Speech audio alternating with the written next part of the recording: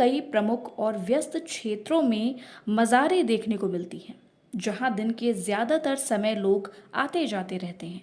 Charbagh railway station, लाल बाग, बापू भवन, राजकीय उद्यान, एरा यूनिवर्सिटी के बाहर और हैदरगंज जैसे स्थानों पर मज़ारों का होना अब चर्चा और चिंता का विषय बन गया है। पहले इन मज़ारों को आस्था और श्रद्धा का एक केंद्र माना जाता था, लेकिन आज सवाल उठ रहा है कि क्या इनका निर्माण केवल धार्मिक आस्था के लिए किया गया था या इसके पीछे कुछ और उद्देश्य था।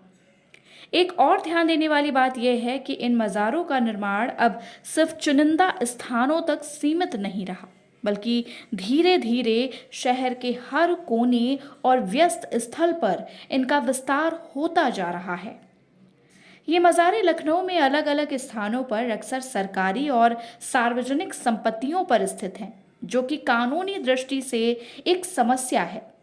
ये सवाल भी उठ रहा है कि क्या इन मज़ारों का निर्माण इस्लामी धार्मिक स्थलों को बढ़ावा देने और लोगों की मानसिकता पर प्रभाव डालने के लिए किया जा रहा है।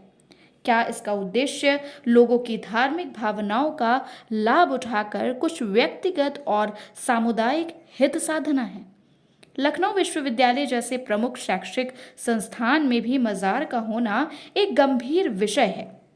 एक यूनिवर्सिटी जिसका उद्देश्य शिक्षा और अनुसंधान के लिए था, उसमें इन मज़ारों का क्या महत्व है। ये सवाल उठता है कि क्या ऐसे स्थल धार्मिक प्रभाव और आस्था के माध्यम से विद्यार्थियों और आम जनता पर एक विशेष समुदाय का प्रभाव बना रहे हैं। ये जरूरी है कि इन स्थलों पर धार्मिक आस्था और सरकारी समझौतों का तालमेल बैठाकर एक निर्णय लिया जाए।